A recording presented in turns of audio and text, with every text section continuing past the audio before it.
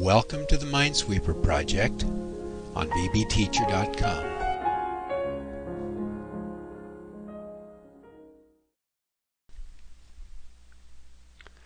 Well, now that we've finished our icons and our form is looking good, it's time to start coding the main form. And one of the first things we'll need to do is establish some variables that will keep track of some of the important things in the program.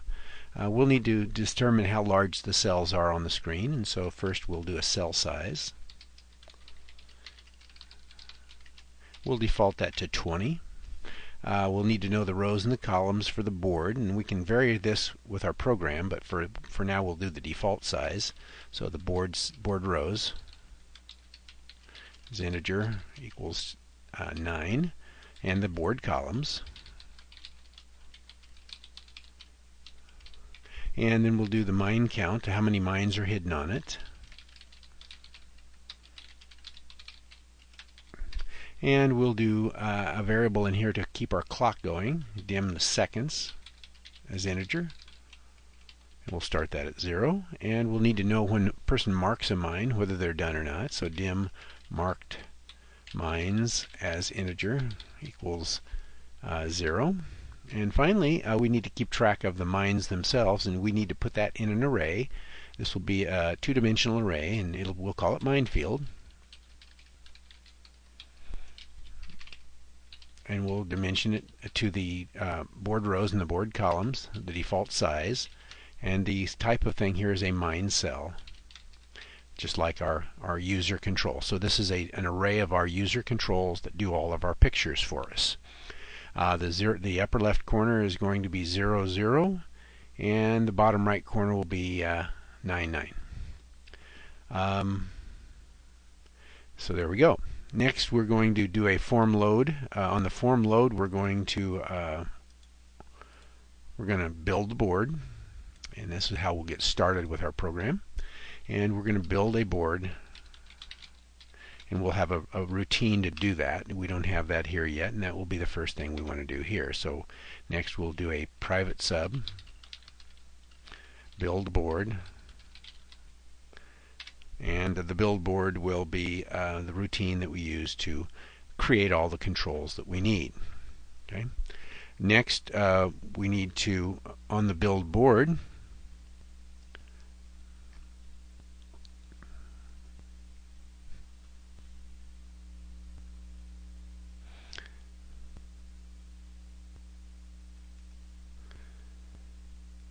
we have to create a loop that goes through the correct number of rows and columns, and checks to see that we can create all of the different rows and columns that we need.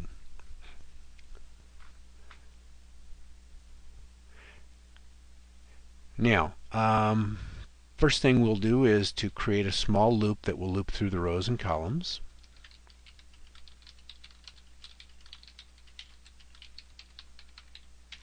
And that will start off by we may use this later on to rebuild a board after we've been playing for a while.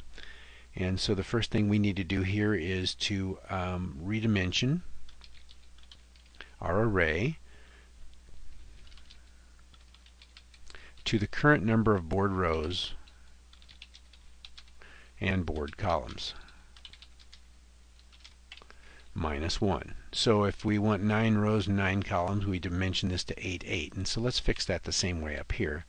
That has to be consistent, and this wouldn't have mattered because this would have done it anyway. But let's just, so that we can keep track of that, put that in there like that.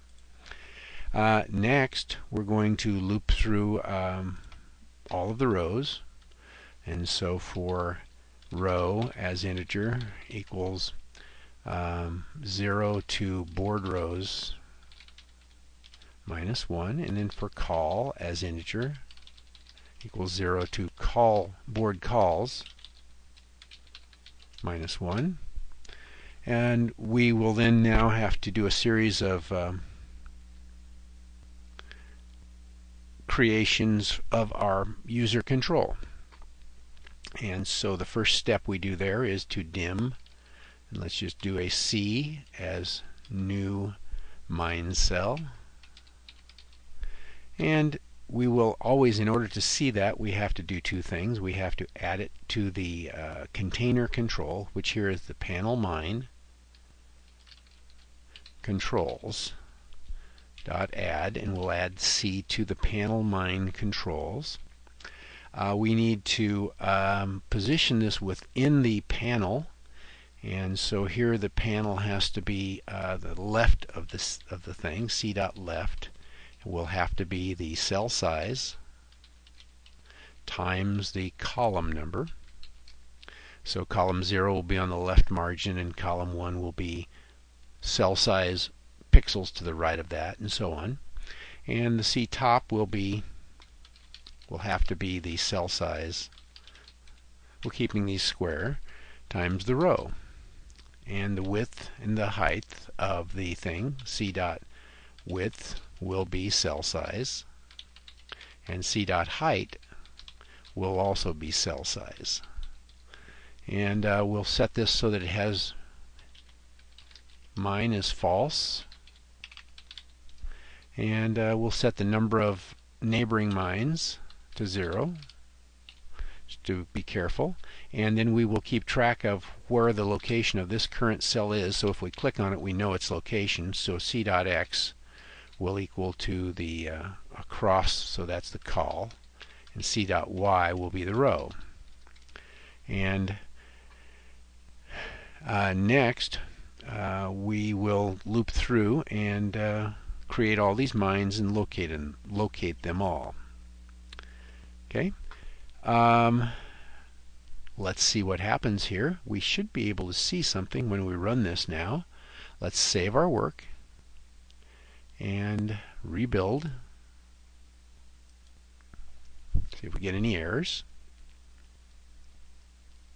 Looks like it's okay. And now let's run the thing.